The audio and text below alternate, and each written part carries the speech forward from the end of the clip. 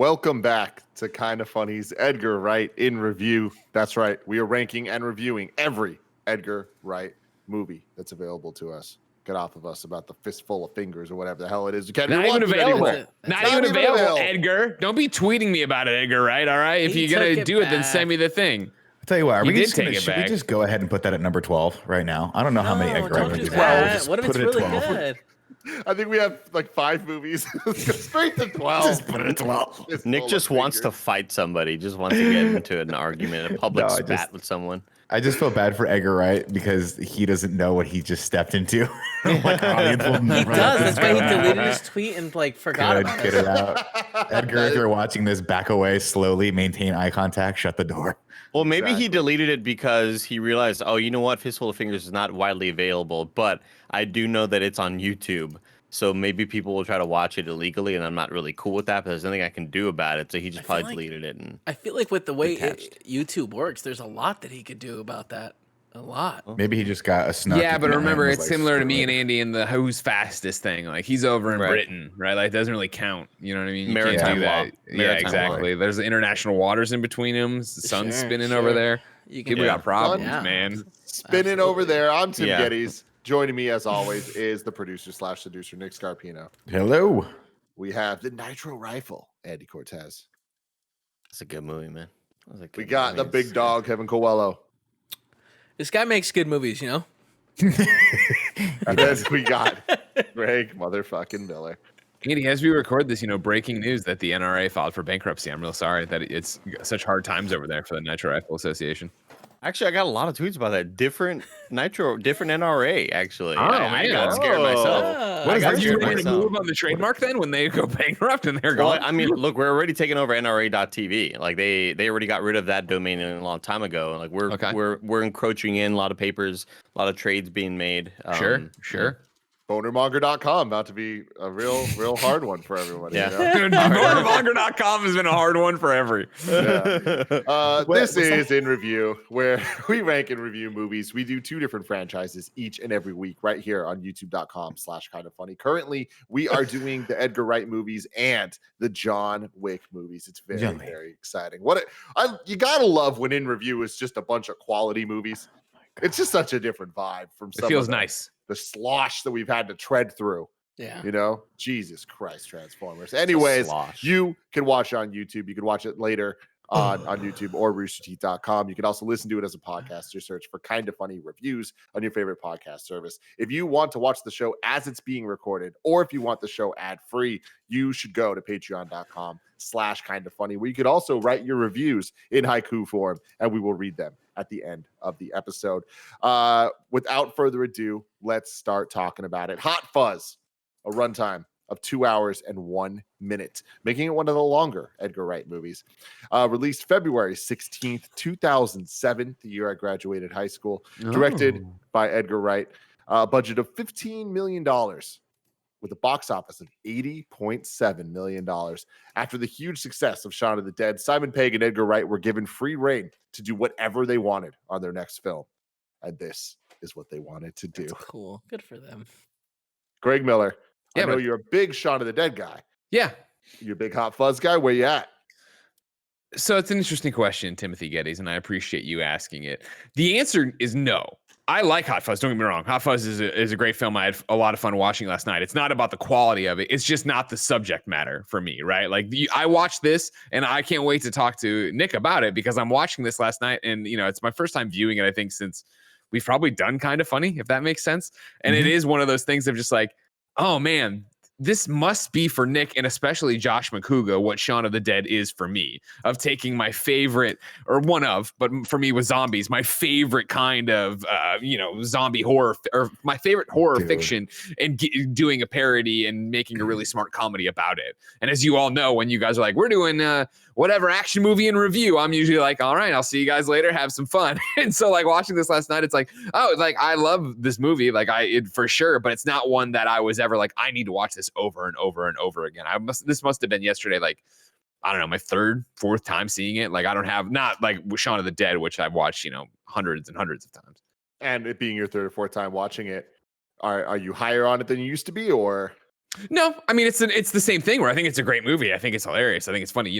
Throughout the movie, Jen kept going, "I love this movie." Like and so like it's the normal push and pull. I think of like usually when we talk about what's critically thinking about something and like trying to be as objective as possible. Like what's the better movie, but what's my favorite movie kind of thing. Like I would still always side with Sean. Sean's that way with me, but I can't sit here and watch this and not like think about how brilliant this movie is, right? When we get to like crusty jugglers, like everything when you get the big reveal. And again, having watched it and known it, like watching Jen watch it for the first time and like she's trying to guess who the killer is. And then when we got to the reveal that, right, it's the entire town's council or whatever, like she didn't see that coming and she enjoyed that turn. And then on top of that, I think it's so funny to see them all repeating themselves and still doing the twin stuff and still echoing what the normal town council was, right? Andy Cortez, what are your thoughts? Yeah, I mean, this is just another one of my favorite movies of all time. It's just like put it in the list with all the other ones and most of the other Edgar Wright movies. I don't know, when it comes to just being when it comes to being a creative movie, it's unrelenting and basically just copy paste everything I said about Shaun of the Dead and put it here and just replace the movie titles because like Edgar Wright it's like writing a really, really good song where you don't want to be too repetitive with the callbacks, but you want to be catchy enough to when those moments hit, they matter. And again, just when it comes to being such an artful movie with, that just little stuff that I've missed here and then through a bunch of different watch-alongs, but then, they're sitting down and watching the movie and Simon Payne goes, "You're pulling my leg." And then the next scene is the killer pulling the dead person by their legs. Yeah. And it's all those little moments that are just so artful and they're so thought out that you don't always necessarily think of them, but it's just the perfect kind of creative movie. A movie that creative people can really, really enjoy and respect because of just how much work is put into every scene. And just like Shaun of the Dead, there is like no wasted time. Everything it has purpose, every line of dialogue, every character they introduce, because sure enough, those lines are going to be brought back later on. And yeah, I think this movie is like by decimal points a little bit less creative than Shaun of the Dead, and maybe just because we saw a lot of what Shaun of the Dead had to offer. But I think this movie is funnier, and I get a lot more big laughs. As opposed to like, that's really clever. I get like really big laughs out of this movie every time because of all the ridiculous action movie tropes. It's just great movie. Nick, what about you? Dude, there's multiple parts in this movie that always get me. And yeah, Tim, answering your earlier question, and for Christ's sake, the cornerstone of this movie is Point Break and Bad Boys 2. So there's just no possible way. When I saw this for the first time, remember when Greg said one of the reasons why he loved Mallrats was because it was the first time anyone really talked about like comic books in a real way, in a meaningful way on screen. When they bring up Point Break and he was like, "Have you ever shot your gun in the air and gone, oh," I mixed range of emotions from laughter to like, just somebody else loves this movie as much as I do. Like, this can't possibly be. And then to get the call back at the end when he's about to shoot his dad, he goes, "Oh, come on, it kills me." You know it's coming. It's coming. It's genius, right? Yeah. Also, all of the imagery, all of the matched shots from Bad Boys 2 when they get up and the camera's revolving around and the typical like bad boy shot, the Michael Bay shot. So good. But the things that get me so much about this movie are the little parts, right? There's a moment with the Andes. First off, the fact that they call them the Andes is just completely ridiculous. And it must have been improv. It had to have been improv, but it is my favorite moment in any Edgar Wright movie. I know what you're talking about. One of the guys looks, they're both looking, and then he comes back in frame for a second and goes out, and it gets me every fucking time, and I know it's coming because you could just tell those guys were just having a blast filming that scene. I thought for sure you were gonna do the one instead from the supermarket when they turn the corner with Nicholas Angel and one of the Andy goes, "Don't go out there being a twat," and he does that like action move, like sign of respect move.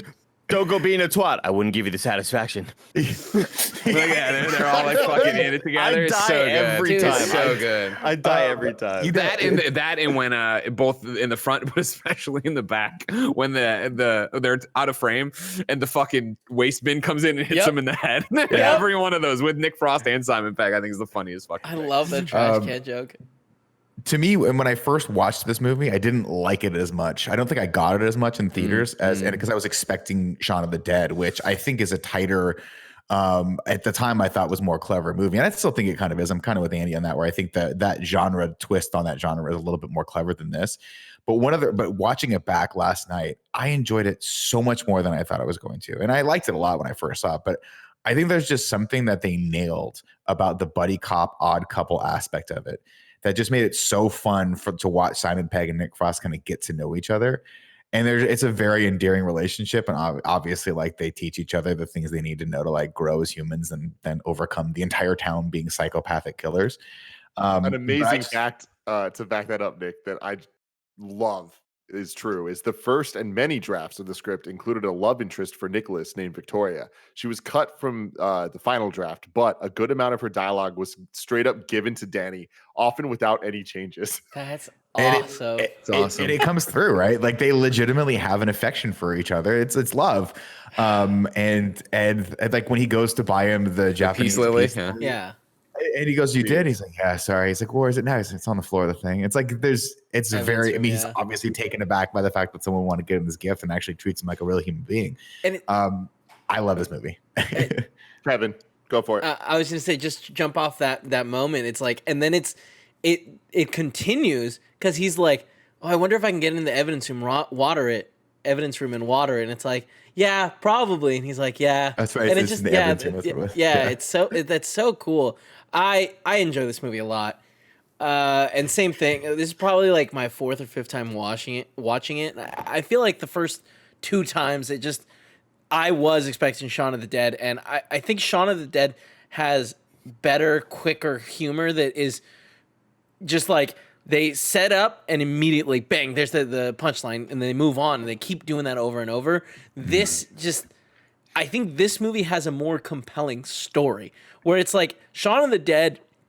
It's cool that they're going on this journey and they want to survive, but like I don't really care where they're going. Oh, they're going to their pub. Great. You know, it's more of just being on with them with the journey. With this movie, I'm like, fucking who's doing this, you know? And like, once you know, it's like, I'm trying to look around for the signs. Like when there's that chase scene where he's following him from the florist, like I'm looking around being like, can I see any of them hiding now that I know that it's a group of them and that's why they're doing that. So I think this one has a more interesting story. That being said, man, like the editing is still good, but like now we know the tricks. So now when we're seeing some things, it's like, it's not like, wow, that's so clever. It's like, oh, they're doing it like they did in that one scene. In but Edgar, right? They even play with it, right? They even play with that in that one scene where he's like, "What's the matter, Danny? Afraid of little obstacles?" And he hops over the fence, and you think he's gonna fall. Yeah, he hops over the first, and then does like a triple Lindy over the third one. You're like, clearly not him. And then Danny just barrels through it. I burst out laughing there too. I burst out laughing there too. So good. Yeah. And that's the thing is, I don't know. It might be cheating because I've seen Shaun so many times and I know it's so beat for beat. But like even that one, the callback, I never heard of a shortcut before. Like I laugh when Danny barrels through it because I think Nick Frost is so much better in this. And again, it might be the role of Danny versus the role of Ed. But even still, like there's just so many laugh out loud moments in this. Like when fucking I almost said Sean, but when Nicholas Angel comes back into town, right? And he just runs and drop kicks that fucking lady with the shotgun. Like that's just you're in hysterics. that got a guttural laugh out loud from Dee last night. She could not help but laugh at that. That was good. In 2007, when I was in high school and this movie first came out, I remember I was telling you guys last week, I watched Shaun of the Dead, and it was one of those pretentious things where it's like I felt better than everyone else just because I was watching it, even if I didn't fucking understand it.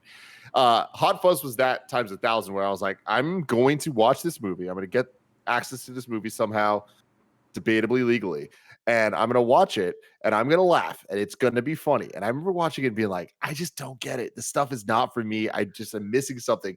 And then when there is the reveal towards the end, and when shit hits the fan and the farmers have the shotguns and he drop kicks, the moment the drop kick happened, I was like, okay, is this my favorite movie I've ever seen? Like, this is fucking insanity. Because Kevin was talking about Shaun of the Dead being a lot quicker in terms of jokes.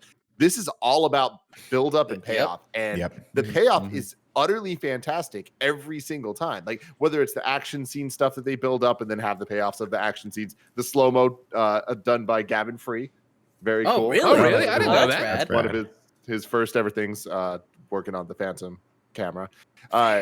But just like the way they set up jokes, the way they set up relationships, and like all of it pays off in the end in a way that's like, damn, this is actually fucking brilliant. We talked about Shaun of the Dead being like, is this a perfect movie? I'm like, these might be two back-to-back perfect or almost perfect movies. But one thing I love so much about the action movie stuff, specifically Bad Boys and all that, is Bad Boys 2 is not Point Break. Point Break is like, okay, they're making references to a movie that's older.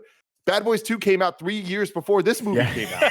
Like, I love that they're revering a modern movie. Like, that's so fucking funny. What's up, Nick? I was gonna say, I'm right there with you, right? I remember watching this movie in theaters, being like, and that was one of the reasons why prior to this I would have ranked it under Shaun of the Dead. I was thinking like, God, this is a really like kind of slow movie, and it is all build up for what I like to call the punch that shit moment. And it was at that moment. You see, for you, it was the drop kick. For me, it was the punch that shit. And I was like, oh my God, this whole thing was just like almost like a joke on us that they were going to just, it's going to turn into an action movie. It's going to turn into Bad Boys 2. This is genius. It's genius. Kevin, go ahead. That moment that you're talking about, to me, that is like just solid proof of how much Edgar Wright matured, where it's like, oh, hey, I'm going to set up this joke in like the first third of the movie where he talks about the farmer and his mom both having guns. And then you see it and it's just like, this is so brilliant. It like with the Shaun of the Dead, it's set up and punchline. And this one is set up, wait, punchline, kick to the face. And it's like, oh, I love when they go full action. Because the joke is from the Andy, right? And he says, well, every farmer and his mother has guns here. And then when he presses him, he goes, who has guns? He goes, farmers. And who else? The mothers. Well, he says the farmer's name and his mother. Yeah, but it's and then you see it, and they do have guns. I mean, it's the same. We're talking about that joke, Kevin and Nick, and we're also like the what's his name? The statue man or whatever. God, seeing him dead in the pile as a statue. It's so good. Every callback's phenomenal. But again, with these Edgar Wright movies, these movies kind of showed me a new way that movies could be made, where I had never seen anything like them until I saw these movies, where everything before this had been a standard action movie, or, you know, I'd seen, you know, giant epics or whatever, you know, Lord of the Rings and stuff. Those are all different types of movies, but I put this in a category all into its own because I didn't know that anybody had the brain to make a movie this way and execute it well and have every joke kind of be called back in a perfect way. Killer. They're so good. They're so damn good. What's interesting about that, Eddie, is like it's a parody, but it's a smart parody. It's not a lowest common denominator scary movie, you know, Hot Shots type. For sure. Okay, let's just take the thing and then make that thing a joke. Whereas with this, it's kind of like take the thing, have some commentary about it, and make an even funnier joke than the original thing was. Like they're fans playing with the genre, right? Same way they were with zombies. And they're skating the line between parody and homage, right? And they even talk about homage, as they say in this.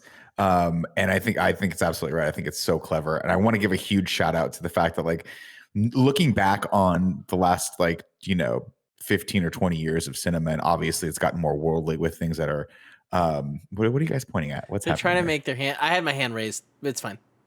Now we're making my hand into Andy's hand. They're making a long hand. Got it.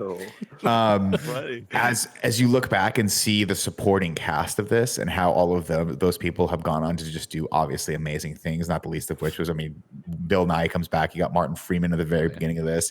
You've got Olivia Colman, Oscar who I don't know if winning you guys Olivia know. Academy Award winner. Yeah. Like right now, just crushing it as the queen on The Crown on Netflix, which if you haven't watched is unbelievable. This is not a Bosch moment. You should absolutely be watching Bosch and the Queen. So it is a Bosch watch moment. Bosch. This is Watch not a Bosch. Yeah, Bosch you know what it moment. is a You Bosch should moment. absolutely Watch watch Bosch. Watch Bosch. And the Queen.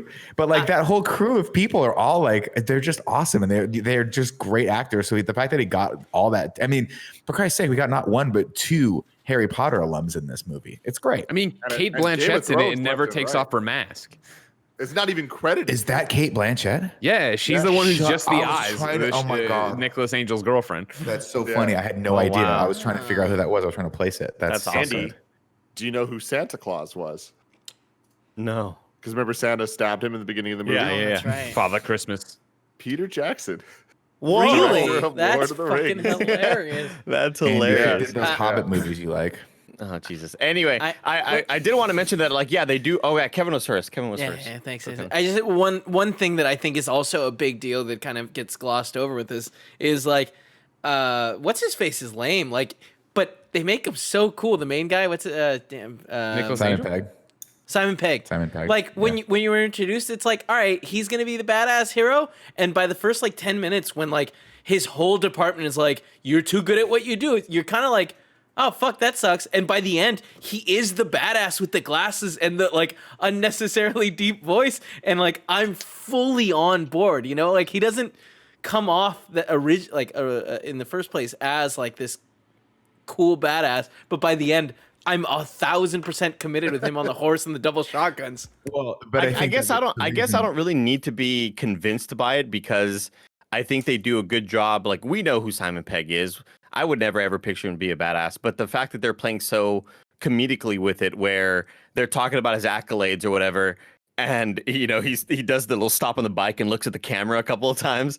You get those stupid shots, and you know what they're going for. But I do want to say that we were talking earlier about how this movie is essentially like a pretty big parody on action movies. I don't necessarily feel it does that until the final act of the movie. I just meant, like, what I meant was, like, I had never watched a movie like this or Shaun of the Dead that just has that comedic styling of silly line, walks, the hag line, or the fascist, the clever lines with the crossword puzzles, or when he walks up and they're chasing the thief and he goes, "Oh, mothers," and it's a bunch of moms like holding their kids in with their kids in strollers. And like every little line of dialogue like that, that's just so clever.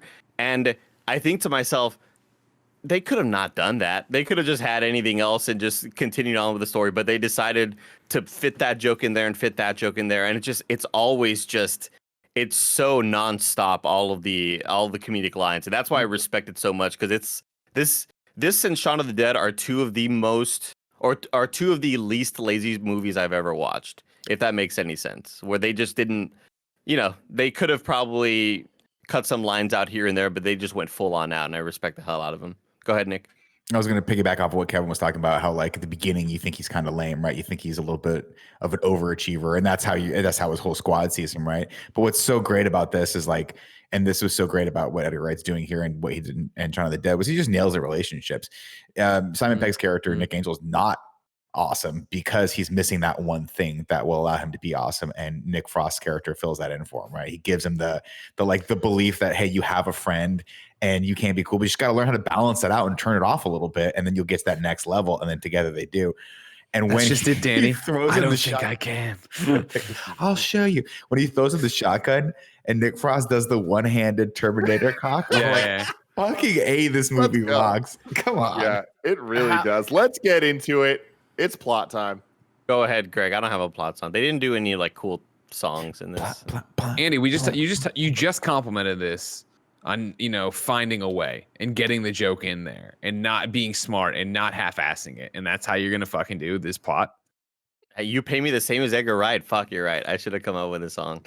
I should have come up with a song. It's never too late. Just go right now. I'll give you the beat. Zim zim zim zim zim zim zim zim zim Hey, it's a plot. See, was that hard? Me and Nick just made a fucking track. Guess what? January 2022, we're selling that on a CD to these idiot kids who watch the programs. What's up, everybody? Welcome to Hot Fuzz. We're gonna talk about. Yeah, I'm sorry, Nick. You have something already. Can we call that track Yum Nub number 2? The zim zim. We have to now. We have to now. Yeah, I just want to picture like Timbaland in the theater, or in the studio rather, with like a hot rapper. Like, all right, give me a beat, Timbaland. Zim zim zim zim zim zim. And that's what would separate the Vanilla Ices from the Snoop Dogs, because Snoop Dogg would be like, got it, let's go, bam, and there'd be a song. Vanilla Ice would be you and be like, oh, my skate's not tied. That was a Tanya Harding reference. Anyways, everybody meet Nicholas. What? Everybody meet Nicholas Angel. He's London's top cop. There's just from the very beginning, right? Like, as soon as you come out of it, it's just this long walk of him walking to the front desk of the police station forever. And when he gets there, we'll run through all of his accolades, of course, top in his class, excellent marksman. He's been stabbed in the hand, a million collars, everything else. And by the way, I feel like this is going to be a top level one. So feel free, please, to dial into your favorite jokes as we go through this one cast, except Andy, who let me down today. See, Nick was there. Nick's always there for me. This is why, right, Andy, as much as you try, you'll never be an asshole. All right, me and Nick are the assholes. We're committed to making sure the other Andy flourishes. No matter how many times you apply, you'll always get you'll never be asshole. You'll never try. All right, there's such a small amount of the Venn diagram here of people that understand that joke. So many people turned it off when they were like, "Wait, is he talking about me? Did he just call me an idiot?" Meanwhile, in the live chat, Mike L goes, "Ha ha, that's us." He knew what I'm talking about over here. Anyways, God, it's gonna be we're gonna have like no plot, but it's gonna go on forever. So yeah, this is what we were already talking about, right? He gets called into a superior's office and told, "Hey, we're finally making you a sergeant. You're gonna go do it at this little village." And Nicholas Angel's like, "I don't want to go to a small village. I'm doing a lot of good here." He has a life. He has a peace lily.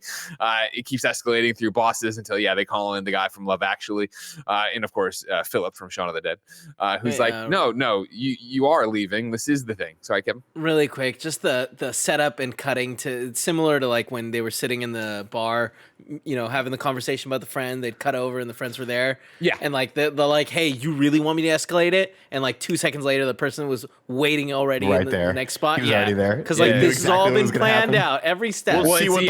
Let's see what the rest of the force thinks of this. Yeah, and he turns and they're all there and they pop the champagne. It's just dead quiet, right? Because of course, Sean, damn it, Nicholas is too good at his job, so they're busting him out there so they don't look bad and all get fired, right? So he's got to go talk to his girlfriend. He goes to talk to his girlfriend, who, as I said, was Kate Blanchett, but she's uncredited and completely hidden, so it's just something you'd have to know. At a crime scene, right? He's outside. He has a very analytical conversation with her in there, right? At first, confusing which one is her because there's just a good person standing there. He's like, "I'm not her. I'm not her. That's her." This whole scene, brilliant pace in terms of comedy. Like I love him showing up on the phone. Like, I don't want to do it over the phone, and he has just that look of just like, "Fuck, I'm on the phone." I'm on the phone. Yeah, exactly. So stupid, but it's fucking funny as hell combined with everything else going on. Because him walking in, talking to the wrong person, it's just like, it's so stupid, but then immediately is funny when he ends up talking to the right one. And it's just like Edgar Wright just gets the setup, punchline, pacing of like keeping people surprised, and never knowing if it's going to be like so there's a rhythm to it, but it's never always just 1, 2, 3, 5, 1, 2, 3. And that's what I'm saying. That's what I meant. That's what I meant with it's writing a great song. It is not overly repetitive where it needs to be. Like it can be when you feel like the situation calls for it, but yeah, I don't know. It's so musical in a way, and I also love the line of, "Yeah, so what's the situation here? Well, this and that. No, I'm talking about here."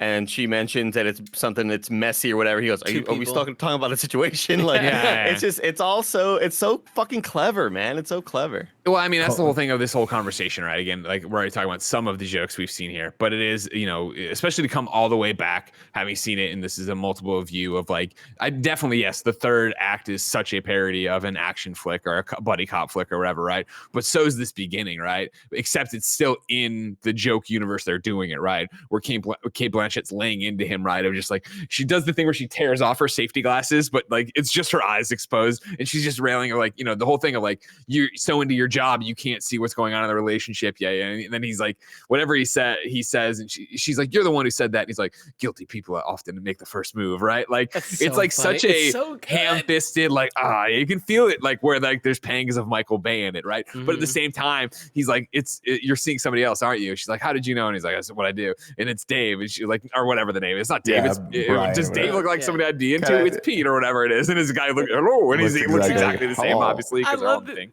He waves because they can just all hear the conversations. Exactly. But it's totally a fake voice they added in afterward. They had Peter Jackson for a couple of seconds. Like, can you just say this word real quick? And I also love that the scene culminates with him like leaving. Again, not being able to get out of the job, right? Like he can't even focus on the like, breakup that he's going through right here. As she's talking, you do realize that window's broken from the inside. Everybody reacts to it, right? From there, it's he was living in the like police academy or whatever with a bunch of the recruits or whatever, because he was on the outs of his girlfriend. He packs up all stuff, including his Peace Lily. We get Frank Butterman, who will be his new police constable or whatever. No, that's not right. His police chief, whatever they call it over there. And then it's him on the train doing a bunch of different stops to get all the way out to the country in the middle of nowhere. He finally gets to where he's going. His place isn't ready. He goes to the hotel, checks in there. This is where we get the fascist hag, and then also the weird thing of like, you've always been here. And he's like, what are you talking about? Oh, I thought you were my husband. I do want to call it also. I had watched a video an essay a long time ago on this movie. And it was Movies with Mikey from Film Joy, and mentioned about how many other movies get lazy when they are trying to show a change in scenery and transportation, and how it's usually just a person kind of like sitting out their car and looking out the window and seeing the road drive. But in this, we're seeing all the different cuts of the train and in the taxi and all this other stuff, but then the cell phone losing service, kind of showing that he's leaving the big city. And it's all those little hints that make this infinitely more interesting than just a car driving down a road. One train ride with a Peace Lily. And a camera kind of like panning out, it's so creative. Once he's checked into his room, it's a small little dingy thing, the castle room, right? He immediately is like, I got to get out of here. So he goes into town, goes to the local pub, goes in there, meets the new owners. They immediately know it hits him, obviously, because there's no one else new in town. It's such a small town. There's no news. They all knew the police sergeant, Nicholas Angel, would be coming through. Can I borrow the newspaper? You can. We're not fans of it, right? And this is he put me down as, what is it? He put me down as 56 when I'm really 53. Yeah. So good. Yeah, whatever. The fun thing here for you, Greg, the town is actually the town that Edgar Wright grew up in. Oh, really? And so that's like when they were like, oh, yeah, you can do whatever the fuck you want. He's like, I want to shoot an action movie in my hometown. And he actually worked at the supermarket. Really? Started, yeah. And the town was kept completely the same as it was. They were trying not to like add too much shit or like change too much shit, but the one thing that they had to do is digitally remove a church, because apparently having a church is the thing that changes the definition of a town and a village and something or other. Over there. Okay. And they really wanted it to specifically be a village. Did they add the church? Because there's the church some type of church. I'm not good with this stuff, but like there was something they had to remove and change because they're like, or else by definition, it's not what we're saying it is. That's interesting. That's funny. That's a lot of detail in there that like I don't think anyone weird semantics. Knows. Also, did y'all know that Edgar Wright was British? Yeah. I'm joking. I can't tell if Kevin's doing the thing where he fucks with us. I'm fucking around. Oh, okay. It was. I mean, that happens a lot with actors. It was good. I don't know. Nailed it. So he orders a cranberry juice and he's just sitting there, right? But as usual, he can't turn it off. And he hears a kid laughs, and it's way too young of a laugh. And he looks over there, and then we get if you're, because who knows, I assumed over in fucking Britain at 12 you can start drinking, right? And they're just still dueling in the streets to settle their arguments, and then they gotta call each other, so they start they start knocking rocks together, and you gotta go, and like they're doing this whole thing where it's Ireland, like this confusing signs thing where they're like hitting the rocks, and then that's how they, because they don't have phones. This was the joke, is how do you communicate? They're communicating through clicks. Yeah. Okay. Anyway. So we see Harry Potter's bulk and skull. One of the guys from he's one of the is kids. that who he was one of the Harry someone? Potter kids? Huh. Yeah, one of the underage kids was like the bulk and skull of the Harry Potter universe, of the two little asshole kids who are friends with Draco Malfoy. I was gonna say Drape. Drape. Drape. This jumping ahead a little bit, but in terms of not cameos, I guess just actors. Do you guys know who Lurch is? Yeah. Game of Thrones. I did not recognize it until I saw his name in the thing. I'm like, wait, who is he in That's Game the of Hound. Thrones? It's the Hound. Yeah. Oh, yeah, that's right. Yeah. There was a great thing that got big when Game of Thrones is huge. He did a panel somewhere about Game of Thrones, and someone asked him a question about about Hot Fuzz, and he did the yarp, and the place went fucking crazy. The place went fucking crazy. Yeah, it was for me when watching Game of Thrones. I was like, oh my god, that's fucking Yarp from. That's the Yarp guy from Hot Fuzz. He's such a big dude. Yeah, he's huge, right? Sorry, go ahead. He goes around and arrests everybody, right? And there's a bunch of good jokes here of like, when's your birthday? July 26th. What year? Every year. Every year. And then I like the last one he gets to, and the kid just like, yeah, and he's like, get out. So yeah, he throws everybody out of the bar, which of course, pisses off the owners as he just sits there, and it's just him and Nick Frost. Eventually, and we get the first reference of for the greater good. In this moment. Keeps him in here, keeps him off the streets, right? For the greater good kind of thing. Nicholas Angel leaves. He goes outside. He notices the fountain where the kids had been sitting in their hoodies before, not the same kids from the bar. He walks over there. There's a plaque there with a whole bunch of names, which will be the people from the round table later on. There's also a piece of graffiti. He hears from behind him Danny trying to get into his car, turns around. He's like, nothing about driving. I don't even know. Goes back to it, doing it. But Danny gets in his car real quick, reverses, almost hitting him. Nicholas Angel pulls him out of the car, says he's taking the police. I'm going to take you to the police station. Where is that? They start walking to the police station. They run into a kid urinating in public who turns and urinates on Danny. They grab him, and then by the time he gets to the police station, he has rounded up a whole bunch of the drunk kids, including one kid with a cone on his head, which I appreciate. Walks in there. We meet one of the identical twins who works behind the desk, and another joke that they never make a big deal about being a joke. There's no payoff to it. They just at the very, very end, they're together. Nobody tells me nothing, and that's supposed to be they're two different people. If you didn't put that together. Well, so the other thing too, there's a lot of visual clues that they're different people. Like it's The weird. hair, I was trying to read the Easter eggs and understand like the point of this, but it's some British shit over my head.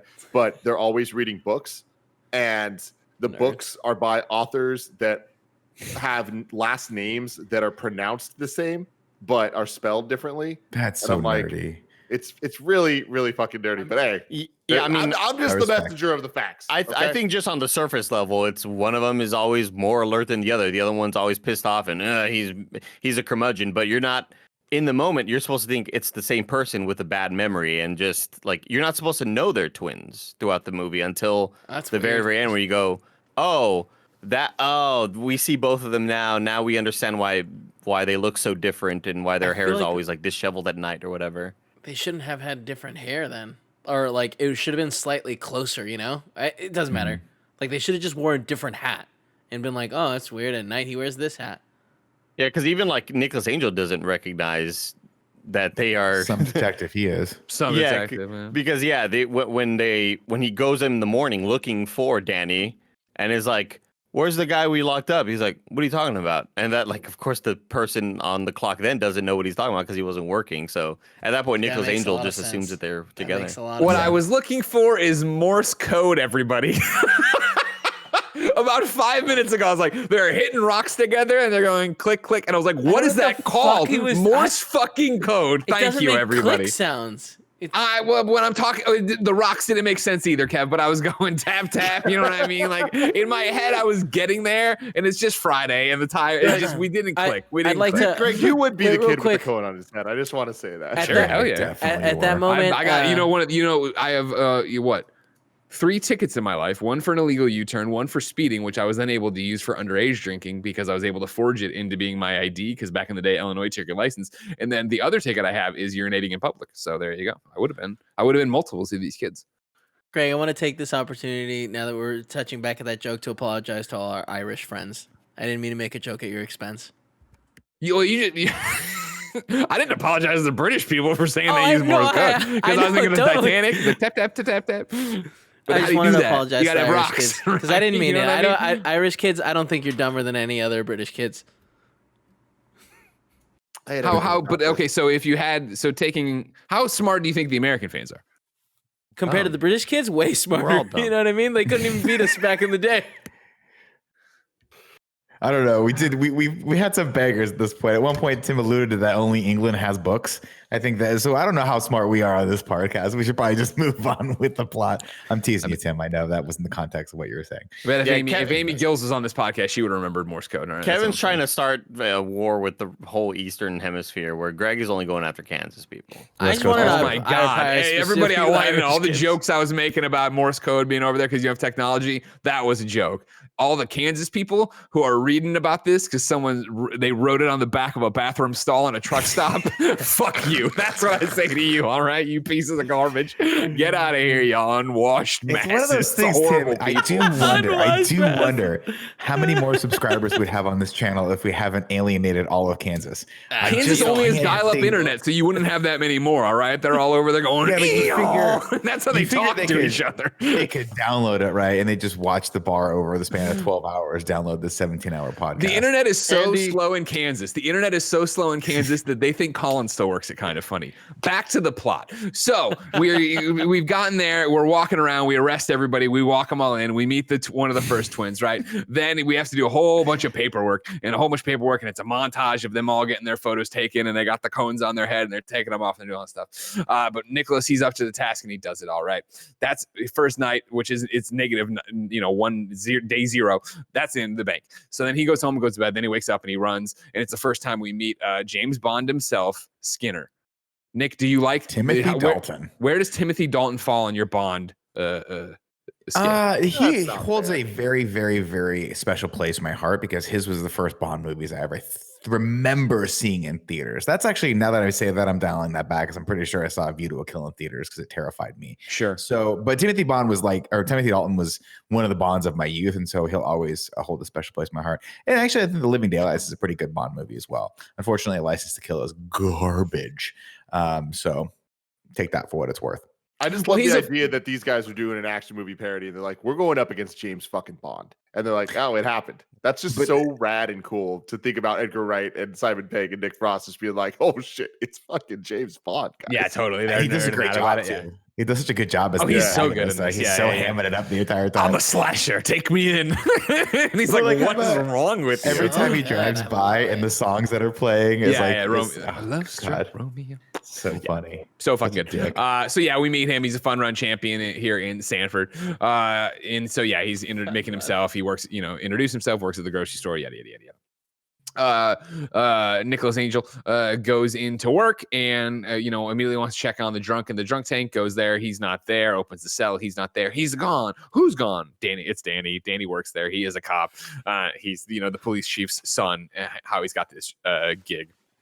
They meet the chief. They start walking around, or they actually have a conversation. Then everybody starts eating cake. They're all walking around while they eat cake. This is where we meet the Andes. This is where we meet the K9 unit, the guy who mumbles and has, can't talk or whatever, or doesn't talk in a way anybody can understand except people who've been there forever. It's where we meet the Queen. Is that who you identified her as? Mm-hmm. Yeah, Olivia Colman. And it's so I know her as the stepmom in Fleabag. That's my call touchdown. Oh, right. She was really good in that. Yeah, you guys blew my mind that you reminded me she got an Academy Award for freaking the favorite, right? Yeah. The movie she was in. Yeah. God, what a good movie that awesome. was. Yeah. Fucking weird. So yeah, we meet the neighborhood watch here, or the guy who leads the neighborhood watch, not the neighborhood watch guy. Andy's, and there's all the back and forth about it. This is also where we establish, I forget which one of them. He's putting on his vest, right? And the cop who has the kid, the cop who also looks like that guy he looks like Bill Hader to me. Anyways, he does. He's like, you're not gonna get stopped, or you're not. They go to the bar. You're not gonna get stopped. You're not gonna get shot. You're not gonna get stabbed here. He's like, I've been stabbed, and it's the single most painful experience of my life, or whatever. This establishes in Danny's eyes the fact that. What was the second? Danny's eyes that he's super cop. He's done all this amazing stuff, and that's where all the questions from like the movie start coming, right? About like, is it right away? Have you ever fired your gun in the air and all that stuff? Is that right here? Yeah. That's great. Yeah, and he's quizzing him on all the movies he has or has not seen and stuff. It's great. And have you been in a high speed pursuit? Yada yada yada. The one Andy is that you got red on you. Good. Yeah. See, he's already slimmed down so much here, right? Oh wow, yeah.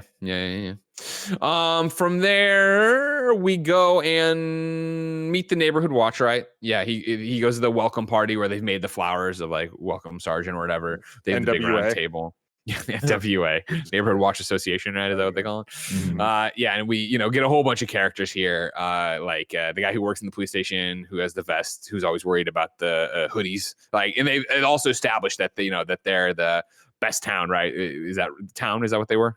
Tim, you were saying it's very specific what they are. Village. Call it, right? It was best village, right? Village, best village, and they're always up for that award. And so the judges of that, by the way, are Edgar Wright and Simon Pegg's moms. Oh, that's awesome. That's awesome. Really cool. I love how just shocked they look when they're shot. This episode of In Review is brought to you by our new YouTube channel, Kinda Funny Plays. You can go to kindafunny.com. That's not right at all. Don't do that. You could. It wouldn't really help us, though. What would help us is if you go to youtube.com/kindafunnyplays. Hit that subscription button. Hit the bell button so you're notified every time we upload something new, which guess what? Is going to be every single weekday. Every single time we do a stream over on twitch.tv/kindafunnygames, we will archive it over on youtube.com/kindafunnyplays. We've seen a whole bunch of you going over there. You've been showing a lot of love, and we do really, really appreciate it. It's been a super fun 2021 so far. Can't wait to keep it up. Kevin's been doing a lot of real cool experimental stuff with multicam, switching between gameplay and multiple people playing at once. It's really cool stuff, and I can't wait for us to get even crazier with it as time goes on. Stay kept up with that journey at youtube.com/kindafunnyplays. Keep going. And so we get this is them all talking about how they have to maintain this whole thing. They do the once around here, which will be then of course mimicked in the end, where we talk about Janet and her twins. We talk about the hoodies we had seen, the hoodie thing, and then we also talk about the jugglers and how that's coming up and all that jazz. I skipped before when in the police station when he's talking about the guy who was before Simon Pegg, right? There's one thing he had that you didn't have: a great big bushy beard. One of my favorite lines of the fucking thing. That'll be important when he goes in the hole, right? Yeah. But this whole meeting builds up to like the fact that they have the living statue, right? Like their nemesis, and how that's going to lead down the whole thing. And then from here, a blight. A blight, yeah, because they gotta maintain what the village is. Yeah, they don't want wanderers like squatters or people, just kind of gypsies loitering everywhere. Gypsies, yeah. From here now, there's not a montage, but kind of a montage because we're establishing, I get too caught up in it. I'm sorry. So this is where we get into the general day-to-day, right? So we go after the Swan. We go and speak at a school, which I think we cut away from a few times. This is where he gets interviewed by Tim Messenger. Now, you might say, Greg, this is just some journalist guy. Why do you remember him? When we eventually get to talk to Edgar Wright and Simon Pegg, whether it be for this or something else years from now, I need to know who Tim Messenger is based on.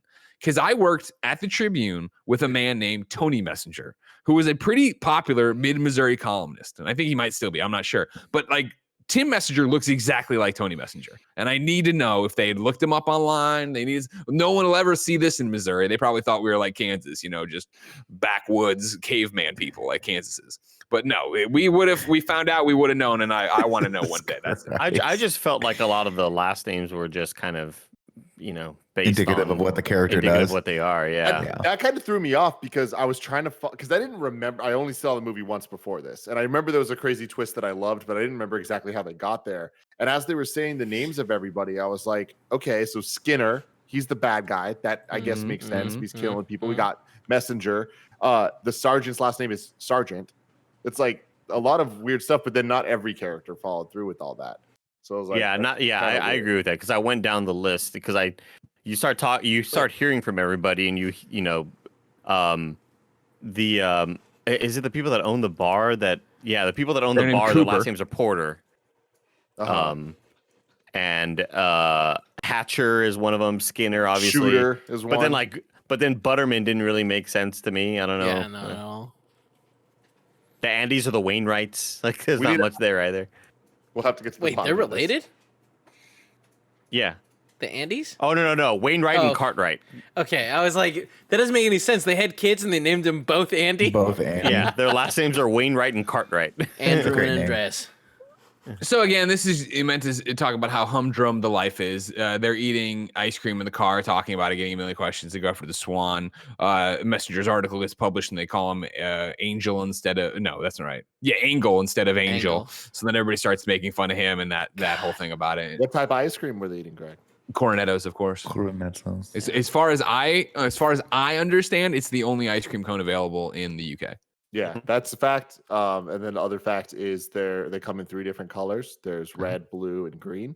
Okay. Red is Shaun of the Dead. Of course. The blood. You got red on you, yeah. And the red on you. Blue pigs. For this. Bobbies. Because of everything going on. This movie, the police are commonly associated with blue. And then green for the next one. I'm not going to say anything about spoilers. I've also never seen the movie. I don't really know. Also, some other names. Some other names, the guy, Rory McCann, who plays Michael Yarp. The last name is Armstrong. The sort of salesman so then, person. all right. So then here's the thing. Let's turn the question on its head, everybody, since you all want to poke a hole in this. Maybe this isn't based on Tony Messenger. Is Tony Messenger based on this character? And am I living in a simulation? See, I think what happened because now it's even weirder, I guess, that this columnist is named Messenger in real life. Gotta be. Yeah. When I wake up, when I take the pill, right? When Bruce walks in here and gets me, and I realize, of course, I am Superman. Like the question I'll look at all the things, and this will be one of them. Like this should have been a telltale. Everybody reading this comic right now, watching this cartoon, they see me talking like, "Oh, this guy looks like the guy I worked with." I'm like, "Yes, wake up, idiot, wake up. You're needed." But Open here your I am, eyes, yeah. fucking good dream, starfish on my chest, goddamn Mongol laughing in the Fortress of Solitude like he won it. God damn it, yeah, Nick. Now, would you be disappointed though if it was Bruce and Superman? They were like, "You're going to be Green Lantern." Oh my God, I'd love to be Green Lantern. Green Lantern's a great one to have. You know what I mean? Because you get to eventually, you have the powers. The one thing I don't like, here's a question about the Green Lantern thing. This is an interesting question. Sure. Yeah. Am I Green Lantern Kyle Rayner, or am I Green Lantern like Hal Jordan, John Stewart? Like, am I in the core? You're in the core for sure. Oh, see, that kind of sucks. You know how I am about authority. Like, I don't want to be answering to, I don't want to have this like whole corporate structure above me. Oh, I gotta check in with these Guardians. I gotta go talk to Ganfit. Right? You believe in it, right? Bro.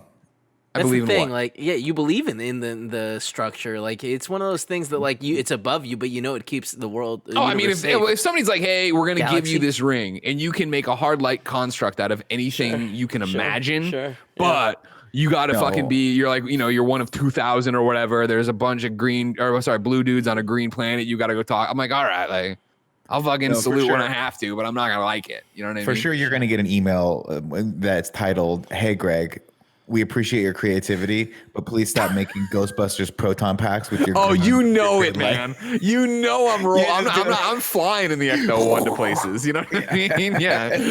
I'm stopping every kind of crime with a goddamn proton pack. You got to pay a little more attention about Greg's DC online stuff. Like, he loves Green Lantern and that stuff. Yeah, I was trying to pick one that I thought was lame, but you should have gone Martian Manhunter. He hates Martian Manhunter. I love Martian Manhunter. Don't lie. Martian Manhunter loves Oreos. All right. And did you see that he's gonna be in fucking Snyder Cut? Holy shit! Yeah, I see that he's gonna be in Snyder. I'm saying add another hour. Just have it be Animax. God, you know what I mean, or whatever they call them, Anim. Anyways, they're wasting a lot of time. They're eating a lot of ice cream. They eventually are like, "Let's go to the shop." He's like, "We just went to the shop. We'll go to the other shop." And they go to Skinner's supermarket. Inside. Do you mean supermarket. animatics? Yes, that's what he meant. It. Thank you very much. Move I'm sorry. Thank you. I didn't know you what understood he what I meant, saying. though. That's all that matters. You know what I mean? I You were there, understand right there with me. Andy and I are from Hollywood, all right? We're not like the rest of you clowns over here. You know, we understand things. We understand things in a way you'll never understand. We know the jargon. Yeah, exactly. I've watched the DVD commentary. So they go to Skinner's supermarket. They bum around there for a while. Skinner calls in Sergeant Nicholas Angel and, you know, starts trying to get him on his side and winning him over. And he has some newspaper stuff on his desk, too, that's going on. And, you know, Angel's like, I actually have to go or whatever. He's like, I saw you, you know, in organic produce or whatever. You didn't seem that busy or whatever. And then he points out that there's something bad happening over on his screen. He turns around. I forget what he thinks it is initially, but it's not that. It's a shoplifting kid in a giant purple tracksuit. They had talked about him outside. He's ugly as all fuck or fuck all ugly or whatever. That dude's weird looking, man. So, you know, Simon Pegg goes out there, sees him, gives chase. This is while Danny's looking at a Super Cop DVD. Meet the cop that can't be stopped. As soon as he looks down, Nicholas Angel runs by. Right. So he gives chase to, you know, this is the mother's line we were talking about. This is the what's the matter, Danny? Never taken a shortcut before. They hop all over that thing, blah, blah. At one point, there's the crucial decision of does he continue to chase the bad guy or get the swan that's been on the run? Stephen Merchant, Stephen Merchant's swan, by the way. And of course, he chooses to continue to chase the perpetrator. It's Ian Staker. All right, piss taker. Immediately cuts the. All right, Mr. Staker, go ahead. Yeah, it's so good. It's but like, so good, shout out to Stephen Merchant. There was like, it's about 3 feet high. White swan. Black bill. Just swan, really. Just played it straight, man, every time. Eventually, he apprehends the purple guy. What is he? He grabs a can of something, right, and throws it and hits him. Oh, he steals it from the kid who's spray painting. One of the hoodie kids spray painting. Throws it, it takes him in. He apprehends him. It's a nice collar. Everybody's stoked about it. But then Skinner's not going to press charges, right? But he'll make sure that everybody gets what's coming to them, kind of thing. And that actually might be what the sergeant says right there. Actually, not Skinner, but doesn't matter. That happens. Sergeant Nicholas Angel is feeling pretty dejected about this. Of course, he's made an amazing collar, but it won't go anywhere. Him and Danny go on traffic duty, where they are off now, doing the scans and doing the things. They have a conversation here, and it's like Danny hasn't been listening. Danny's listening a bit, that's one of the things I do like about this movie is that, you know, where Ed was such a rock and didn't change except for the very, very end if you want to. I love the fact that as soon as Nicholas Angel for the most part is like, oh, you know, we actually, well, we're gonna get to it in a second, but we don't call them accidents anymore, collisions, right? You see him immediately start talking that way, right? And every time he gets corrected, he immediately then turns to the next person who talks to him about it and says the right thing. He's trying to learn. It's also that, but it's also a lot of the freshman learning under the senior in high school and wanting to be cool just like him and hearing about all the cool action stuff that he's done. And so we, you know, later on when we get that the car collision or whatever, and they're talking to the Andys about how it's not a coincidence, and he's like, you know, I saw that whole play, the Romeo and Juliet play. The only convincing thing was the kiss or whatever. Yeah. He's just repeating all his lines, and he's like, he just wants to be exactly like Nicholas Angel. So I think that's a lot of that is that, you know, he's just wanting to learn and be like him. You know, I do think that there's that he is repeating it, but he also believes it. Oh yeah, you know, when he told him that, he thought about it and he was like, yeah, she's not a good actor, and she's in this role, so. Well, also they use it for deeper shit too, with the collision thing with his mom's death. When they talk about it, where it's him coming to grips with it wasn't an accident. But I think it was to find the collision thing, right? But the mom's death was an accident. No, at the last second, at the last thing when he's yelling at his dad, he's like, a mom would kill herself all over again. Yeah. So that's the thing. It's the difference between a collision accident is someone's responsible, so she's responsible for it. Right. Got it. That makes total sense. Yeah, I'm sorry. When you said that, I thought you were saying that they were implying that she got murdered by the group, but yeah, that's not the case. Apology not accepted, and I want you to think about that this weekend. Right? Whatever. Andy, I'd like to think about it. You're officially approved for the assholes. Andy, thanks. Yeah. I talked over Nick. I didn't hear what he said. He's smiling. I talked over Greg. Proud. I talked over Greg too. Sorry, talk more about Green Lantern. So it's that fine. Out and that in. real content. That is quarantine podcasting in a nutshell. Sorry, guys. Sorry, I talked over Nick. Oh, I talked over Greg. No, you go. Eventually, though, they have a car that comes by way too quickly. They peel out and go after it and pull it over. And it's the drama dude and his the woman from the planning commission, Romeo and Juliet, right? This initial scene is just a traffic stop, setting up the fact that notebook is the most important thing an officer can have. Nicholas Angel writes down everything the guy says, making him increasingly angry, right? He's late for the dress rehearsal for their Romeo and Juliet play. He's also really old. She's really young. She works in planning and zoning. We'll talk about that later. Eventually he calms down. He gets the ticket or whatever. Or does he not get the ticket? Maybe it's a warning. I forget, but it doesn't matter for the long haul of it, right? Danny and Nicholas leave. They eventually go back to the police station. At the police station, as they're leaving, whoever's behind the desk says, "Oh, the drama guy came by and gave you 2 tickets to the play tonight. Try to make all is well that ends well," kind of thing. Nicholas takes him, tears him up, and is like, we can't accept gifts, so like whatever about it. And then at the same time, Chief comes out and he's like, "Will you go represent us?" There's one for Danny too. They go to the play, and it's another, for me, laugh out loud moment of forgetting about it, that they're doing not Romeo and Juliet the play, they're doing Romeo and Juliet the movie. It's one of those moments when they start playing the music for like the credit, where I laughed so hard, and it's one of those things where watching it, I was like, this joke feels so specifically tailored to me and my humor. But then I'm just like, no, I just like things that everyone else likes because this is fucking brilliant and funny and speaks to a generation of people. Like Edgar Wright fucking gets it. That joke could have not worked very easily in any other movie. But in this movie, when you start to see it happening, they start setting it up. And then when there's the payoff of them just playing the fucking song, it's like, y'all are good, man. There's a commitment to that joke that you have to really respect, because there's like so much of this movie is timeless, right? It really, really holds up. But that one joke, imagine if you were like 15 or 16 seeing this movie for the first time, you would be like, what the fuck is this? Like, you probably would never have seen that version of Romeo and Juliet. I didn't get it till right now. I mean, I got it. I thought that they were just doing some like stupid like new age version of it, but like that's hilarious. I'm gonna tell Paula. So because what's funny is Dee saw the armor and she was like the angel and the costume and the armor, and she goes, wait a minute, are they doing Baz Luhrmann's or Romeo and Juliet? And then the gun at the end, like the gun at the end or whatever. But what I love about it so much is you can imagine, Edgar Wright and whoever else helped co-write this, or whoever else he was bouncing ideas off of, because you got to assume he was bouncing off ideas of somebody. And I just love the idea of like, oh my God, what if we had the actors do Baz Luhrmann's the movie of Romeo and Juliet? That's a funny fucking idea. Oh, and then have them do the end credits song. Like, you can see that develop, and it's so good. It's so fucking funny, man. That's fucking hilarious. Paul also really enjoyed that, so thank you. So they watch it. It's bad. It's that. It's they do it. Then it ends with "Love Me," which is just fucking hilarious. And Nicholas Angel is horrified, obviously. And I love the cutbacks to him of him just aghast watching this. This is awful.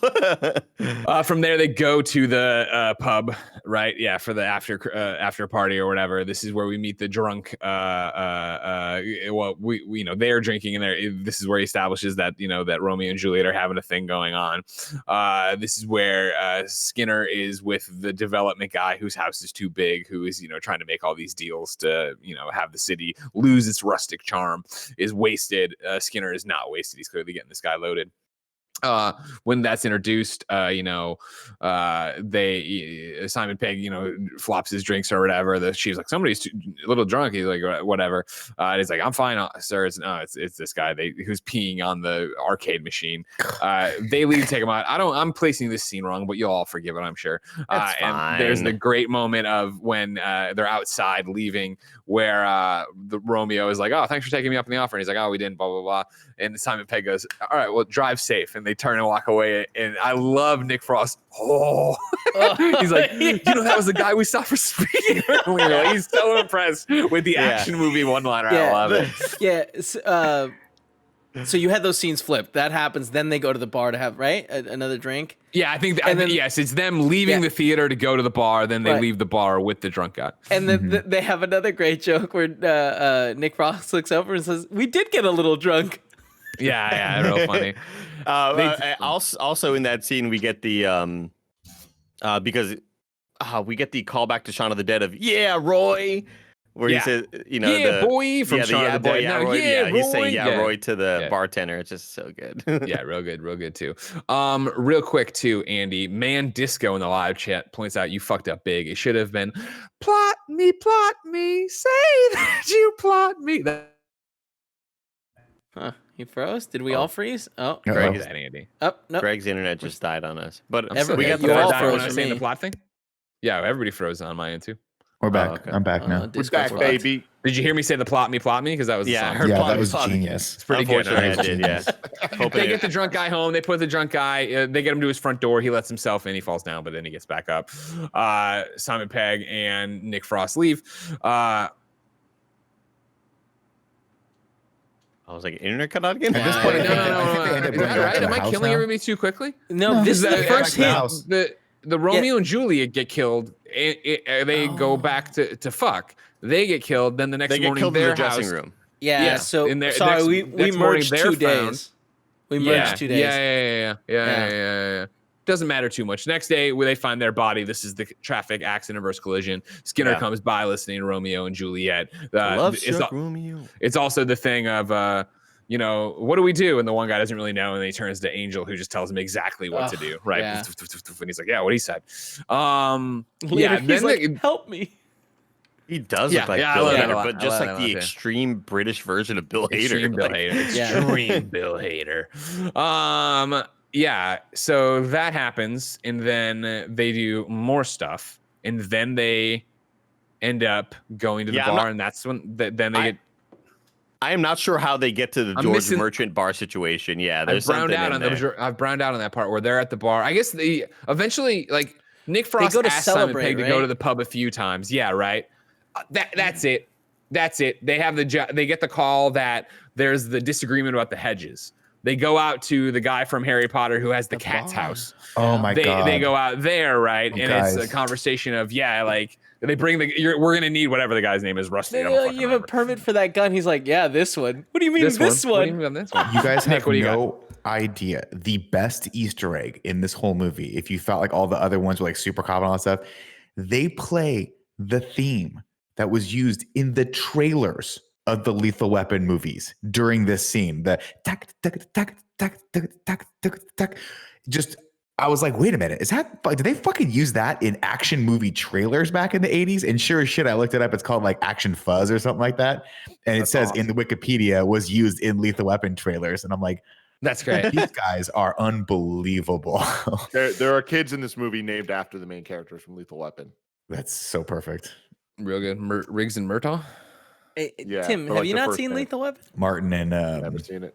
Oh man, they're very good. So they get to the guy from Martin Harry Roger. Potter with the cat's house, and they have the whole translated conversation, which I think is real funny, where the mumbling guy and the police staff can only understand the cat guy, and then Nick Frost can only understand the mumbling guy in the police force, and then they just go back and forth that way, right?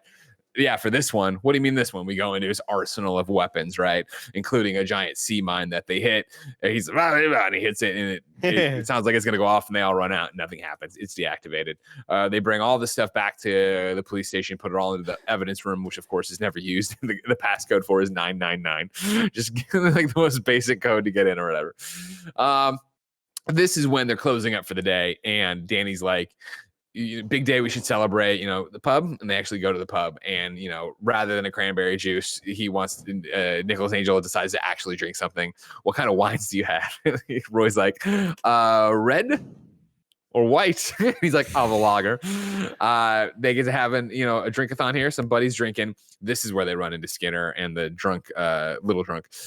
This is where they take him home. This is where they put him in. This is where Danny and Nicholas Angel go back to Danny's house, end up watching movies, right? Which one do you have? Point Break or Bad Boys 2, right? And he's like, I don't know whichever one you think I prefer more. He's like, no, which one are we watching first? Such a Nick Scarpino moment. Such a Nick Scarpino moment. Can't choose between it. You gotta watch both. The DVD collection is made up of the entire combined collection of Edgar Wright, his brother Oscar Wright, and his friend Joe. Nice. That's Joe's awesome. a good guy. Meanwhile, this is all, of course, intercut as they watch this with back at the little drunk dude's house. He's been murdered, right? He gets bopped on the head or whatever. And then he's drinking a really fancy beer, bopped on the head. Then they stage it to be an explosion that kills it. So they open up all the gas. They put down beans and bacon and toast, of course, because these people are British as fuck. And let me tell you, living with this one, I know what's going on with that. And then they all go out, they light a candle, house explodes. He's dead, and his body flies at us. Beans and toast just seems weird, man. No, dude, guys, stop. Like, I respect British breakfast so much. Like, I can't wait for this pandemic to be over so that Gary can tell me what's the British spot to go get breakfast, because they don't fuck around. There's so much food there. It's a fucking party, man. God. Jesus. But like the thing is, like, beans on toast isn't even a breakfast thing. They'll eat it at any time. They'll eat it at any time. I just want you guys to know I'm dropping the Lethal Weapon trailer into assets and also the chat in case you guys want to watch that later. Thank you. The phone rings then at Danny's house. They wake up. They go to the explosion where they find the guy's burned body. Accident. And then they just immediately write it off as an accident. And Simon Pegg's not having it, but it's still too early for it to be anything but accidents, right? And so it's the same thing too. Same joke, repeated of like cordon the thing off and yada yada yada yada blah blah. Oh yeah, Skinner drives back by again, listening to I forget what song it is, but something about fire or whatever. From there, it's the town festival or whatever at the church.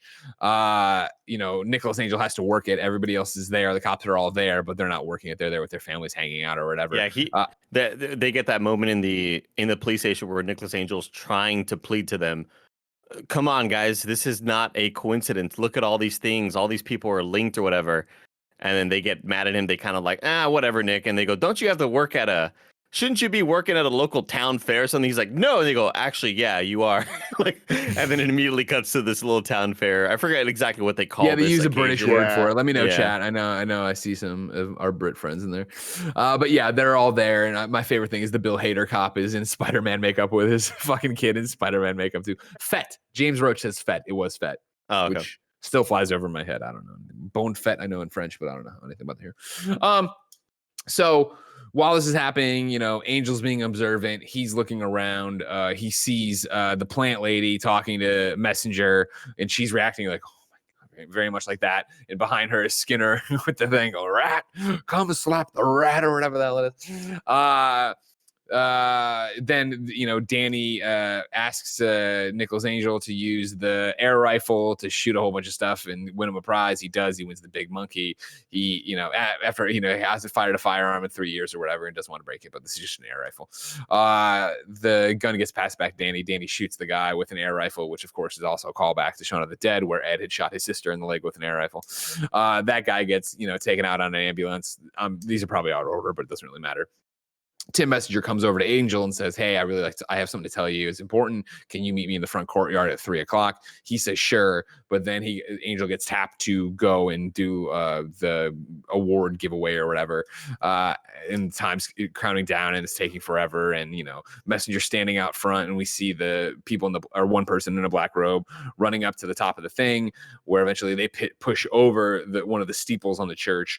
Angel breaks away to run back and gets there just in time to see the steeple fall and go straight into Messenger, and him stumble around like some kind of Resident Evil character. It's fucking disturbing as all hell. As if it wouldn't have just gone through his whole body. Yeah, it's cooler this way though. It's way cooler this way.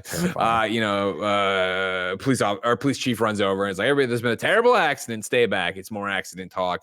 They do this whole thing. Terrible way to go. Yeah, exactly. Set up the whole perimeter thing. Yeah, that's happening. It's raining, so him and Danny are out there in the rain, right? And then I'm missing my connective tissue to take us from this to Danny's birthday. Is it they go back to the police station and, oh man, everybody's gone but me. They go back to the police. Well, this is great then. I don't even have to fucking worry about it. Nobody's going to bust my balls. I love it. No, Nick, I saw you point down. It's too late. Everybody goes back to the police station. It happens. The Peace Lily thing happens, right? And so it's it's his birthday. So he's upset he didn't get told about it. So he runs off to the plant lady shop to get a Japanese peace lily for Danny. He gets there. And he's been trying to piece it all together. Oh no, he had when he got called off, he'd gone to the library, right, and done a bunch of research and started pulling it together and started putting together this very complicated scheme about, developers Buying the coming land in and how much land it was going to cost and all this shit that is just like, you're like, it's one of those complicated movie plots. So like, I get it. I guess whatever. But someone made the joke of like, well, you're going to go read all the papers. Yeah. You have to read every day or every, whatever the Stanford thing. Yeah. Cause they're just so fucking lazy and have never tried to process paperwork ever. It's like, it's so outlandish to them that somebody would do paperwork. Yeah, totally. But Nicolas Angel, like, this is just part of his life. It's what he does. So that's happened already. And then he goes to the plant lady thing. And then she, of course, is very much like, here's exactly what's happening. You know what I mean? Like cousin Sissy wanted this and this, they paid me this, but they weren't going to pay me this. And Nicolas Angel's taking it all in as she makes the thing. And then he needs his notepad or whatever. He goes back to his car to get something. And while he's out there, the hooded figure shows up, stabs her in the throat with the garden shears. He turns around just in time to see that. He then sees the person and he goes, "Please freeze." Throws his baton through the window. So fucking dope as hell. They just do goes in, rolls, runs. They do such a good job of making him a badass cop. Because like the throwing the baton to break the glass so that he can just run through it, brilliant. Also, I have a thing about neck injuries, and I hate this scene so much. It makes me so uncomfortable. Sure. I just watched Gangs of New York yesterday, Kevin, and they put leather things around their necks so that people can't cut them open when they go fight people. Makes sense. So smart. That's dead cool rabbits. as hell. Dead rabbits. Yeah, the dead rabbits. As we've already talked about, he gives chase. Obviously, the criminal is always whatever, 50 yards in front of him, it seems, because of course they keep like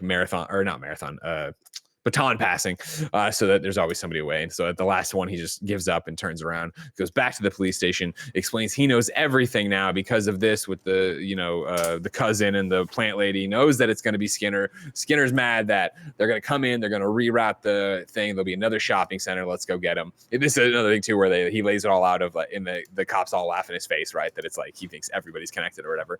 Still, they go to Skinner's thing. He lays it all out for Skinner in front of Yarp and in front of the lady eventually. And he's like, and that's why your leg is cut, because the guy getting away, or the person running away, cut their leg. And he pulls up both of his slacks and there's no cut on him, right? And it's like this destroyed moment of like, he doesn't have it. He doesn't know what's going on. He had built the perfect case. Like exactly. Yeah. It was, some excellent detective work that goes nowhere or whatever. So now we have, sorry, go on. I love that just even after everything is revealed, like, it's like, oh no, that is a really good detectiving, but like that's not the case. Like it has nothing to do with why we did it. It's way more weirder and simpler than that. And so Nicolas Angel now dejected, right? He has no, he knows he's got it wrong. He's in a town that doesn't care. Nobody believes him, and he's kind of just screwed and totally dejected over it. And I'm missing a piece of connective tissue here because I forget how we go from that to him putting something back together.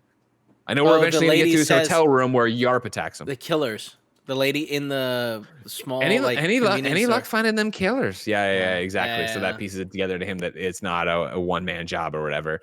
Now he's too close to it. Goes back to his hotel room. He's attacked by Yarp. He knocks him out with the peace lily, sacrificing the thing he loves the most to stop him, right? When he pops back up, he calls Danny and leaves a message saying, I know what's going on. It's multiple killers. It's the Neighborhood Watch Association. They're meeting over here. I forget how he knew that. I'm gonna go get him. So now we get to the Neighborhood Watch scene with them around the round table, which of course is very much akin to where we met them the first time in the movie, except now they're meeting in shadows, all in their things, all with their the flashlights. Speaking Latin phrases or whatever. Yeah. For the greater good. For the greater good. And we go around. It does the same thing of Janet's, calling the twins whatever, and we're all invited to the christening. And then it is like, that they've taken care of all the stuff and they've taken care of Nicolas Angel. He comes out to confront them. And they have a whole tit for tat verbal back and forth. And he's like, I know why it was. It was because of this and this and there. And they're all like, no. Your complicated scheme has nothing to do with it. We killed the gardener because we couldn't have her green thumb in another town. We killed the play dude because it was awful. It was an affront to cinema. We killed his girlfriend because she's just annoying. We killed the one guy because his house didn't fit the rustic charm. Like they're just about winning this village competition and by any means necessary and doing it. in the middle, while this has all been laid out, Yarp comes in, grabs Nicolas Angel from one side. Danny comes in, grabs him from another. Then it's a callback to a joke earlier, I loved it. We skipped it, but in the pub when they're just hanging out, there's a moment of silence. And Danny's like, "You want to see something?" Just starts screaming, and it's a ketchup packet and the fork. He had already put the book, the most important thing, the notebook in that, Nick. I said that's such a Greg Miller thing to do. I have to imagine once you saw that, you were like, "This is my thing. I'm doing this for the next 10 years." No, that's too hard a joke to pull off, and it would never look as good as he makes it look. Also, you fuck up, you lose an eye. I don't play that high risk poker. You know what I mean? That's a $1,000 hand table. Careful, glasses. Dude, this moment also like broke my heart. Like the first time. Obviously, where it's like, oh shit, was when he you think in Danny's on it? hurt? Yeah, was he in on it? And then, he stabs him, and it's like, oh, it's so well shot to just be like the betrayal scene. And even though I guess in that moment, what's his face knows because he's not getting stabbed, and he's seen the blood or ketchup come out, so he must be like, oh, yeah, but like he plays his along. face, He understands plays this along. is Yeah, out. so I was also heartbroken because obviously we know this isn't how the movie's going to end. There's going to be some resolution and Nicolas Angel's going to fight back some way, but I didn't want him to do it without Danny. I didn't want to see them not together. So I was partly heartbroken by that because they're just such a good duo. Yeah. So, that happens. They then put him down in the hole, right? Yeah. And that's where we find all the other bodies. We find the big bushy beard. We find the shoplifter. We find all the kids from earlier. We find the statue, which is an amazing thing. It doesn't matter, but that happened out of order. Yeah. He goes down there and then he comes back up, and that's when he gets there. Yeah, I can't remember. I knew they it happened. open it in the trunk and reveal Danny he's takes alive. the body away in a thing, yes, and takes him away in his car, pulls him out of the trunk. This is where they have a conversation, and Nicolas Angel tries to convince him to go back. Danny's like, I can't. It's my dad. This is my town. Like, even if it is all fucked up, I can't go back or whatever. For a hot minute, Nicolas Angel considers leaving and does go that way, right? He takes Danny's car and starts driving away. But when he goes into the gas station, something changes his mind. I forget what it is. Oh, he sees Bad Boys 2. He sees the DVD for Bad Boys 2. Next to Point Break. Next to Point Break. It's so good. Yeah. And so, that's it. He decides he's got to go back in. He's got to, save the day or whatever. And so he comes back into town, the first thing he sees is the old woman, right? And her thing drop kicks her, slams the car to take away the guy before he can radio that he's coming back. Does all that, and then he goes straight to the police station where he walks by everybody because who would know or who would think about it. Goes straight to evidence, gets the 2 shotguns, gets all this cool stuff. He bought sunglasses too that are dope as fuck. He leaves, people have been trying to tell him that London's been calling him forever, by the way. He's ignoring it. And this time they do it again. He's like, I'll just tell him to call him back. Then, I didn't know we had a mounted division. Mounted division. Yeah, because he's riding the horse that he took from the people over there after he got in the car accident. Yeah, so he rides into town, and then this is where the movie just gets going, right? Where now it is full-blown action shit left and right of the guy who they were making fun of in the big coat does have guns underneath his coat. People are shooting at him. They're all taking cover. Danny eventually gets involved and saves Nicholas, and then they keep engaging and going that way. I love the fucking cop coming out and then being like, all this wanton violence. And then they listen. He has nothing. Oh, yeah. Sorry. Priest is what I mean. Yeah. I didn't mean cop. And then he does the thing where he pulls out the 2 guns. Yeah. Fucking dope. Oh, man. The guy who gets his foot shot off by the shotgun. Yeah, oh, my God. Awful. The what? The model town was just such a weird fucking stupid funny thing. That's apparently a thing. The whole time in the movie, we keep seeing signs pointing to where the model town is. Yeah. And the final fight scene is just them Godzilla style in this fucking town.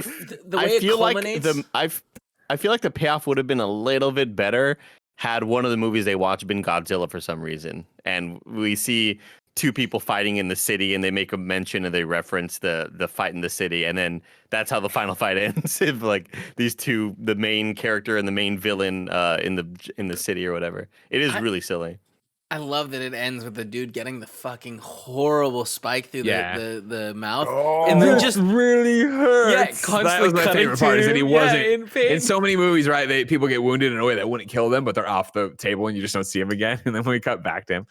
Before then, we went to the supermarket. This is where they had the fight with the guys throwing knives. They were brawling with Yarp. They put him in the freezer. They put all the things together. It was back to that. Want to give you the satisfaction.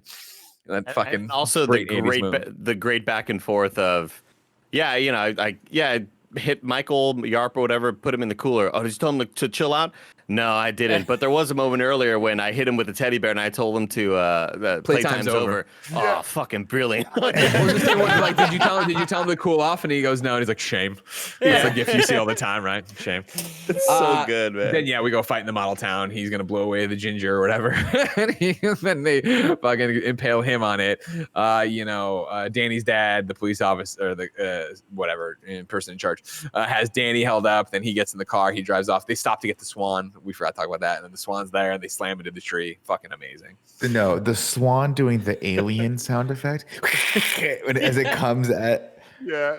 They make that noise, Nick. They make that noise. That's a swan noise. Dude, that got me so much. And apparently, by the way, I slipped this in, but I'll reiterate. I was like, what a weird little model town. And Dee's like, you've never seen one of those before? I was like, no.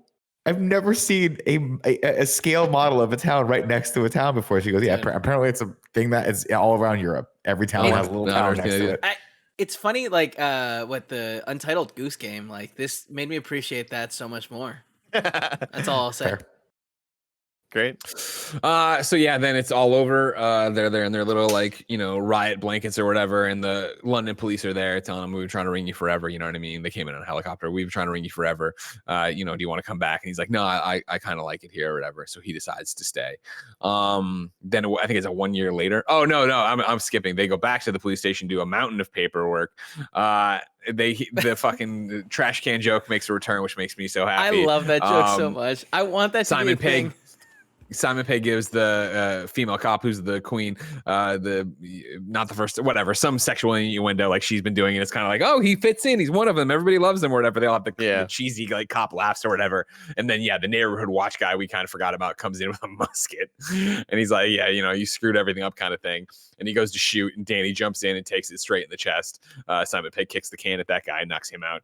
And then he falls into the evidence room. He collapsed on the sea mine. It goes down. He goes, oh God, no. And the fucking thing blows up. It's a super cheesy destroyed police station, bricks everywhere.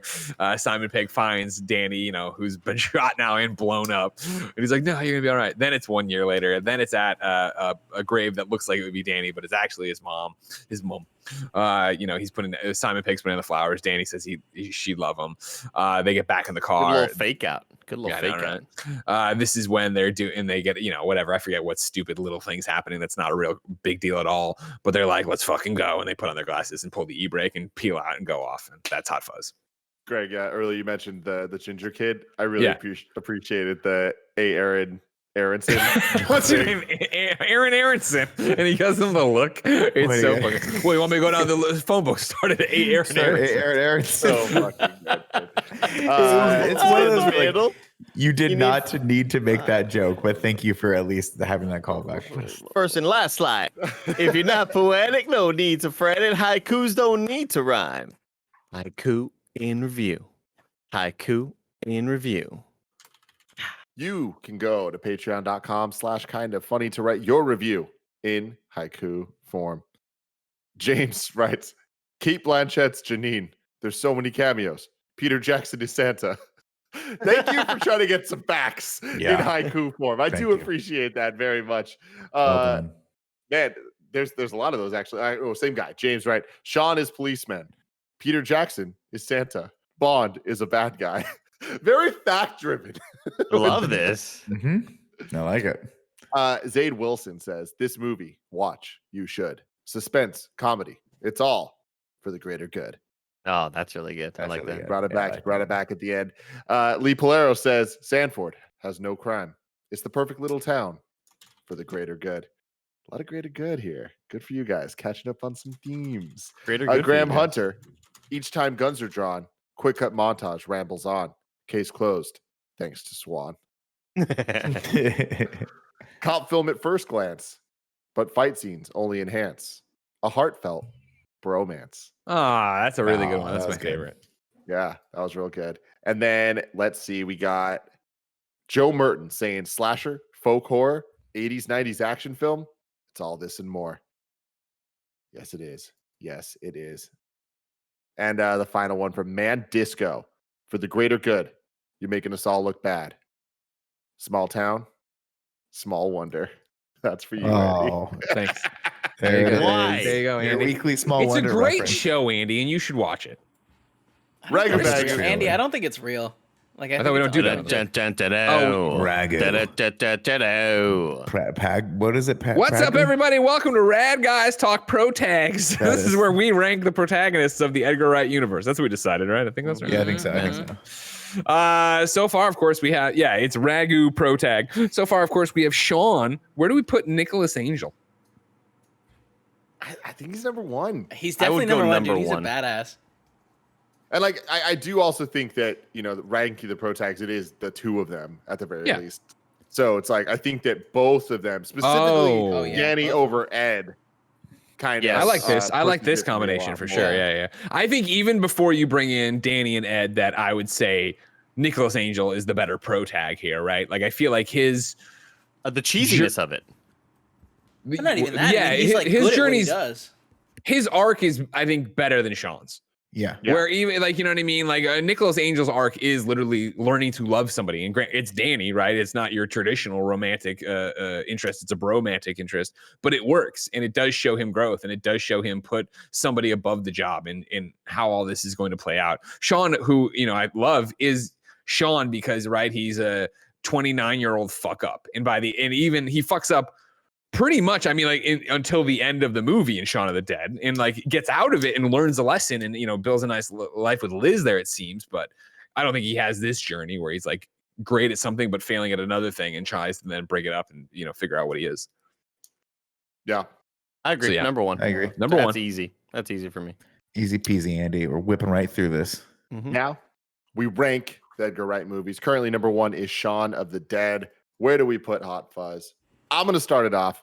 I feel like Shaun of the Dead is going to end up being number one, but I personally think that Hot Fuzz goes above it, specifically because the only issues I have with it are we've seen it before. The editing stuff doesn't feel as fresh, as new, as like revolutionary as it did in Shaun of the Dead. But I do think that the payoff being a slow build and it actually hitting as hard as it does at the end, to me, makes it a lot better, where I feel like Shaun of the Dead is strong throughout, but it never has that one moment that's like, oh my God, this is insane. Whereas like Hot Fuzz is like consistently really good, and then it ratchets up. It's like, oh, actually, it's fucking incredible. Yeah, I totally agree. I think that I think that all of for me, it's worth it just for the Point Break callback. Like that is no joke one of the funniest things I've ever seen in movies, and I laugh as hard as like every time I watch that scene, it makes me laugh as hard as the time prior. I think it's fucking genius, and it's coming. And even again, I watched this movie today before we got on this review, and it's coming. I've seen the movie, at least 6 times now, and my body gets chills as that moment's about to happen because it's so fucking cheesy and so stupid, but it's perfect. And again, I agree with Tim. The editing, we've seen this stuff before. Obviously, with Shaun of the Dead, there's nothing really, not a whole lot new here that I wasn't really that came sort of unexpected, but all of the cleverness is still there. All of the play on words is still there. And I think this movie is more consistently laugh out loud funny than Shaun of the Dead is for me. So this goes number one for me. I'd like to say that I disagree with both you guys. This movie's fantastic. I do think that the overall story is more entertaining, but Shaun of the Dead just gives you consistent joke. And it's like, it's so cool that they do the jokes throughout the movie. But I do think that it is, the jokes are harder to catch, because you got to pay a little bit more attention. And Shaun of the Dead, they're just so quick. Shaun of the Dead has me laughing every single minute. Like, it's just such a funny movie, and I feel like this movie does a good job. But it's just, there's longer stretches between where I'm like kind of like, oh, it's going a little slow right now. I personally, I don't think you can go wrong, but I would continue to put Sean above this. The Hot Fuzz is great, but it's the same thing for me. And granted, it's a personal politic or whatever, but like I would watch Shaun of the Dead right away or tonight again, whereas Hot Fuzz, I don't feel that need to. I understand what you're saying. I understand the jokes, and I think it's a personal preference thing more than personal politics. Personal politics isn't what I meant there. It's similar to Morse code. It's been a long fucking week, everybody. But yeah, I would put Shaun of the Dead of it. I think, especially for maybe if Hot Fuzz would have come first and then Shaun would have, who knows? But for how unique and original Shaun of the Dead was in its humor and jokes, I think it's more refined here for sure. So you could make that argument, but I think it hits stronger the first time rather than even seeing a refined version of it. Nick Scarpino. I've never had this much power on a review before. And I gotta be honest, guys, like coming into this, I would have said 100% Shaun of the Dead was better than this movie, just based off of what I left the theaters with. And I can't remember watching it since, but watching it last night, I think this movie, I had so much fun watching it that I gotta say, I gotta put it just a little bit above Shaun of the Dead. I would like to put this at number 1. There you have it. Wow. One of the closest ones I think that we've ever had here, because I feel like all of us could go either way. Yeah, they're both. Yeah, I wouldn't be disappointed either way.